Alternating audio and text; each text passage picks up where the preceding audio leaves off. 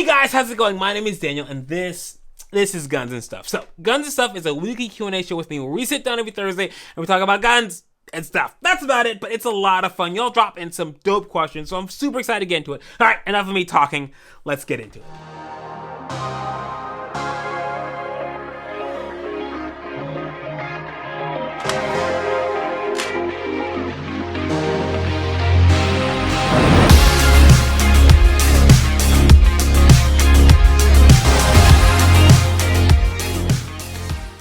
How much extra is it to fly with a gun? That really depends on your airline because it's really just another checked bag. You just have to go through a little bit extra hoops to get it in the plane. So you don't really have to pay anything extra unless your airline requires you to pay for a checked bag. I fly Southwest, bags fly free, so I'm super excited about that. In order to fly with a gun, get there a little bit early so if anything weird happens, you're able to get it taken care of. I actually flew out of DCA, the DC airport, inauguration day with ARs and Glocks and Mac. It was a mess. So it is possible to fly out with guns. Just make sure you get there a little bit early. So when you go up to the counter, say you need to check a firearm, they're gonna give you a little piece of paper you sign saying there are no loaded guns or anything like that. You put it in the case. One thing that I found that helps you not to get in any trouble is don't let your case make a lot of noise rattling around. So if you have your case, turn it one way, turn the other way. If stuff doesn't sound like it's tumbling around, usually you're not gonna have to go back and open up your case. That's what my experience has been. Whenever I have stuff rolling around, I always get called back to open up my case so they can check it. They're really just checking to see if there are live rounds rolling around. That's all they really know to check for. So yeah, not that hard, but yeah, make sure you get there a little bit early. Best AR style shotgun, I'm gonna be honest, I do not know a lot about shotguns, so AR style shotguns is like really out of my wheelhouse. Check out the Machine Gun Nest. I know they stock those, but like, I couldn't even guess. Reloading worth the trouble and expense in this ammo economy. So reloading parts prices are going up also. Primers are super hard to find. So yes, reloading is generally cheaper than normal ammo, but reloading is more expensive now. So it really depends what you're trying to do. You need to get all the reloading equipment in. I have ADHD. I know for a fact I'm going to double charge all my rounds, so I'm gonna blow something up. So reloading is not worth it for me. If you have that attention span and you're able to really dial it in and really make the most of your time, money, and energy, go for it. But for me, yeah, I'm a pass. 45 pistol caliber carbine for home defense. So I'm always reluctant to give a definitive answer for a specific thing like home defense and say this is the best option, especially when it comes to calibers. Platform a little bit more, but when it comes to calibers, I don't know where you live. I don't know if you have neighbors. I don't know if you live in an apartment or a house or in the woods, if you got coyote. I don't know what your deal is. So generally speaking, I prefer 9 over 45, but if you have 45, use it, run it, you'll be fine. But I really am reluctant to say yes, go for it if I don't know more about your situation. There's just so many variables that you should take into account when you're picking something like that I really don't know. But it's a gun, it'll work, probably. Suggestions on how to get involved in defeating HR 127. Y'all check that bill out. It's wild. It's crazy. Firearms Policy Group, FPC, I believe. Yep, check them out. They're the ones at the front line making changes, sending emails, and filing things in court. So yeah, check them out. They're killing it. So yeah, they'll be able to give you some next steps. Most likely though, call your representatives, let them know this is some crap, and yeah, go from there. Thoughts on the Vortex Strike Eagle 1-8, good LPVO. Vortex stuff is dope. It's all dope. I know the Strike Eagle's like their super budget option. Also, check out Adaball. Their stuff is really good, and I feel like you can get a little higher quality piece of glass for around the same price, but all of Vortex optics are really, really good, so you shouldn't have a problem either way. Thoughts on the War Comp, good muzzle device for an Arrow 10.5. I have an Arrow 10.5, and I run a A2 birdcage, and it works great for me. I'm not the best person to talk to about like muzzle devices. I think the 223 is a soft shooting enough round that an A2 will do just fine and get good fundamentals. But the War Comp is dope. I know a lot of people that run it, a lot of people that love it, a lot of people that say it's the best thing ever. So if you get it, go for it, love it. One thing I would say, if you're running a 10.5, that's gonna be a really short gun. I want a really short gun I can stick in my bag, so I'm not gonna make something that make it a lot longer that's gonna make it harder to stick in a bag. So keep that in mind. I run a bird cage A2, so keep that in mind though. So War Comp, it's not the worst thing in the world. It's a really great thing. Why can't I just say it's good? The war comp is good. Get a war comp if you like dumb stuff. Is Joe & Co. coming for your guns? I posted about this earlier this week, and a lot of people are freaking out about gun legislation coming down the pipe. This isn't the first time craziness is coming down the pipe. It's not gonna be the last time craziness is gonna come down the pipe. Relatively speaking, when there is a Democrat in office who's overtly against guns, usually less gun stuff gets passed because people are more alert, and anything that comes up, people are able to, no, that thing's terrible. Like, we had more gun laws passed under President Trump than President Obama. Like, people are not asleep at the wheel, stuff happens. So I am not, I'm gonna be honest, I'm not overly scared or terrified that my door is gonna get kicked in the middle of the night and my AR is gonna be taken. However, there is definitely stuff at work and people with agendas. So I'm not terrified. I got other stuff I'm working on that it's taking up 95% of my brain capacity, but I am very vigilant in the stuff that's going on around our country. Buy guns, buy mags, buy bullets. But that's pretty much, you should be doing that stuff all the time. So yeah, do that and you should be fine. New gun, new ammo. I'm not really sure what you need more, so I can't say one way or the other. One thing that I'm doing right now is I'm looking for what are the areas that aren't like hurting really bad and getting to that. So I'm probably gonna be getting into long range stuff pretty soon because I'm still able to find the long range stuff, 6.5, 308. So I'm probably gonna get into a long range build because that stuff's readily available. And I'm not gonna stop at the pistol and carbine stuff, but I'm looking for where people aren't right now. So that's an idea. What do you think about side charging ARs? I think they're dope. I think they're really cool. I think they have their place. Like the Scar 16 is a side charging with the reciprocating smack your thumb. Besides that, I think they're really, really cool. I think they're fun to work and manipulate, similar to an AK. It's a different manual of arms, so you're gonna have to practice with it more. But I don't have anything bad to say like it's gonna crash and burn. Yeah, I think they're cool. Thoughts of the Glock 1911? It won 3 world wars, so it must be legit.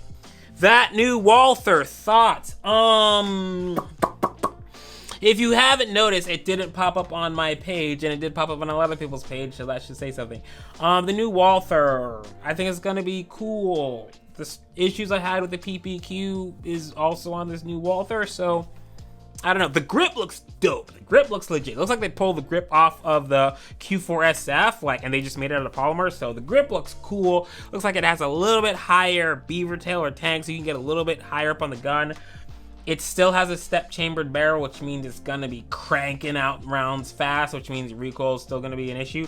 I know a lot of people who love it, and a lot of people who have an issue with it. I have to shoot it to see. I'm not gonna say definitively whether I like it or don't like it without shooting it, but looks like a redressed PPQ. Post some dry fire vids. I'm out of ammo. I hope you mean like you're out of like your range ammo and you're not like out of ammo. Like no one should be running out of ammo. Like keep 100 rounds and switch over dry fire. Dry fire drills that you can work on. I've posted a bunch of stuff. Also check out Amy556. Like she has so many dope dry fire drills. Like anything that I'm gonna say, I'm basically stealing from her. So I'm gonna go on her page, find something, and then just regurgitate it out. So we can just cut out the middleman. Check out her page. She's got a lot of dope stuff on there. Also, 556 Training Labs is her website. Again, a bunch of dope drills on there. So check out her stuff. She's killing it. And I'm sure once you work through all of that, we'll have ammo again. Glock 19 holster recommendations. Where did I put it up? There we go. QVO Tactical makes some dope holsters. They're also making a crazy bright flashlight. They're also making stabby pokey things. So yes, QVO is killing it right now. Yeah, so this is the Aloha Black. I love this thing. It has black in the name, so I'm able to say that it works with my current color scheme. But yeah, check out QVO. Holosun for a concealed carry optic. Yes, now they make so many different optics. You gotta pick which one works, but I'm a big fan of Holosun. Their stuff is dope. It's legit. So yes, Holosun's good to go. Best Holosun for Glock 17 MOS. So in my mind, like the 17 is the big boy, go to hell and back. Like you need one gun to last forever. So I want something super strong and durable. The Holosun 509T, I think that's the fully enclosed one. That one is dope. It's built like a tank. So check that one out. All of Holosun stuff is pretty good though. SRO or RMR for your carry gun. I'll say this, I'm thinking about putting together a new carry gun build, and no matter what I do, it's going to have an SRO on it. So keep that in mind, but depending on how you live your life, what you do, how you're shooting, The SRO is pretty legit. And if you're worried about like it breaking, JagerWorks has the BRO shield for it, so you can put that on there and it's a little more peace of mind, but that big chunky piece of glass is so dope. Plate carrier recommendations that might actually have stock. I know I don't know. I run Spiritus, that's what's over my shoulder. I know a lot of people picked up the Trex Arms AC1. There's a lot of stuff. Here's what I will say. If you are willing to wait at least 3 weeks, you can get anything you want. People are restocking things as quick as possible. I was looking Walther Tactical, they make the belt that I like they are hiring more people to sew. They're like, I don't even care if you know how to sew, we'll teach you how to sew, just come run this Juki. So like there are a bunch of companies making stock as quickly as they can. Wait like 2 to 3 weeks and I'm sure you'll be able to get whatever you want. But Spiritus, Trex Arms, Faro Concepts, JPC, there are a bunch of dope ones out there. We all know what they are. If you don't, little Google search will help you out. But yeah, get one of those. And if you're willing to wait, I'm sure you'll be able to find whatever you need. Budget LPVO. That's like saying what's the best budget parachute. Don't go with the budget option. When it comes to glass, especially magnified glass, if you're cutting corners and if you're going cheap on build quality, it's just not gonna work out well. Now, if you want a cheaper option, check out Adaball. They make really good glass, really great stuff, but don't just go look for the cheapest option. You need quality that's not crazy expensive. There is quality out there, just don't go, what's the cheapest thing I can buy for this one price? You're gonna get messed up. Best distance to zero in AR. I made a mistake on answering this question before, so I'm not gonna do it. It's like, no. If you're running a longer gun, 36 yards. If you're running a shorter gun, 50 yards zero. I'll leave it at that.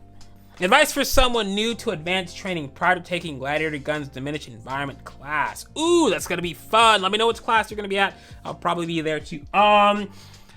Have the fundamentals on lock, like be able to manipulate your gun with your eyes closed, draw from the holster, reload, know the condition of your gun without having to check it, like know your equipment inside and out, have really good gear, really good kit. Like if you can put your kit on, roll around, and then all your stuff is still in the same place, you're probably good to go.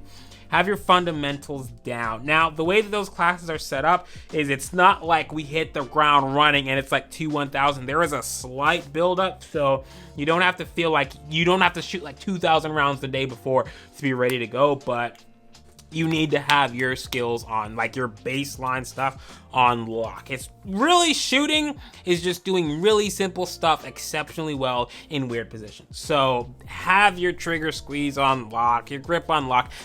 Have your fundamentals dialed in and you'll do fine. Also, have a good light, like a legit light, like spend more than $100 on your light. And yeah, so, all right, last piece of advice. Thoughts on gun storage, quick access throughout the home, but out of reach of small kids. So I am a huge fan of Vaultec. This is my travel safe. This is what, basically, when I'm just running around the country and I don't want to do big pelicans, this is what I'm going to carry. They make a bunch of really great stuff. Like this, I even have around my house, and I'll just use this. Has a little lock here, and I'll lock it to my desk. So this will be like my at-desk safe. Vaultec makes a lot of really great stuff. They have fingerprint readers. They got a bunch of really great tech inside them to help you keep your gun safe, but also super quick access, thumbprint, guns out, and away we go. So yeah, check out Vaultec. They make really, really great stuff, and it's what I use. Semi-auto pistol or revolver? That's a good question. I think they're different guns for different roles. I think if you're concealed carrying and you're gonna be out for the entire day, just doing you, having fun, I think a semi-auto pistol is better. More rounds, it's gonna be a little bit smaller. These things have a lot of uses, and I'm a big fan of these. So get both, they do different things. This is a pretty sweet home defense gun though. When you don't gotta worry about sitting down and EDCing, like this thing is about to replace my Glock 17 at home. Like I don't even care. Like I just wanna, anyway. So my lawyer's not gonna like this, but yes, they have both great applications. I think they're a little bit different roles. I think there's some stuff semi-auto pistols can do that are better than revolvers. I think there's some stuff revolvers are better at, but by and large, just buy both. Is it possible to be an effective shooter if you only train shooting with one eye open? That depends on your definition of effective shooter. Can you point, press out, hit your target every single time? Yes. Now, if you're running a course of fire and you have to process multiple things and you're moving and you're shooting, you need to do a lot of stuff, having a wider field of view is always going to be better. So I don't know if it's gonna directly affect you shooting. You're probably gonna be able to shoot a little bit more accurately with one eye than both eyes, but holistically, the stuff after shooting and around shooting is going to be a little bit harder to do. But the actual act of shooting, pulling the trigger, bang, you're probably going to be a little bit better shot with one eye. So it's a cost evaluation you got to weigh. At what point would you have enough ammo? I think if I can maintain a schedule of training for 200 rounds a week pistol and carbine, and I don't have to buy ammo for like 10 years, then you might have enough. Besides that, I think you still should grab more. One thing I would say also to that question, there's a lot of people who are like out buying ammo, hoarding ammo, and other people aren't able to find any. Like, I haven't bought ammo in a little while because I have enough. I'm able to keep training. So keep other people in mind when you're buying all the 9mm. There's a lot of new gun owners out there, and they're still having a hard time finding ammo. So make sure there's enough to go around. No one's listening to me. They're still buying everything, so I don't care. What's your primary platform? Do you post on the gram and other the tube, 2011 or Glock? That's a good question. Cramming it all in there. So my primary platform, I would say it's Instagram. I do post on YouTube. I'm trying to post every week. But my main jam is gonna be Instagram. I love YouTube. I love the ability to post high-end, like if I'm posting a piece of content on YouTube, it's gonna be like super high-end, super high quality edited. Instagram's gonna be a little bit more dialed back, but it's gonna be more consistent. 2011 or Glock? I don't know. I really don't. If I get a 2011, it's probably going to be a Staccato P because I can carry it. There's other 2011s that I'm looking at. There's a lot of cool stuff out there, but how do you feel about the upcoming gun laws that are going to take all of our rights away? That's going to stick you in a shoebox and send you to jail. The same way I feel about all the gun laws that are about to be passed. That never, it's like the, I will wait and see. After being in it for a little while, you have to realize what's real and what's fake. Not fake, but what's a real threat and what's not a real threat. I'm in Maryland, so I feel like I'm kind of numb to the issue. People in Texas and Oklahoma and North Dakota who've never seen a gun law a day in their life are freaking out. Me, I'm like, I was born in the darkness. So yes, there's some stuff that's that I have my eye on, but I'm not panic buying yet. So I'll let you know when it's time to freak out. All right, that's it for guns and stuff this week. Thank you so much for hanging out with me. This is legit my favorite part of the week. If I wasn't able to get to your question, I'm really, really sorry. It's kind of the way it goes. If you have a question that you really need to answer, DM me. I'm saying that sparingly because I think I have a bunch of DMs I haven't even got to, but screw it. Send me a DM. I'll get it back. Get you an answer back as soon as I can. All right, that's it for now. And until next time, I cannot wait to hang out with you guys for some guns and stuff.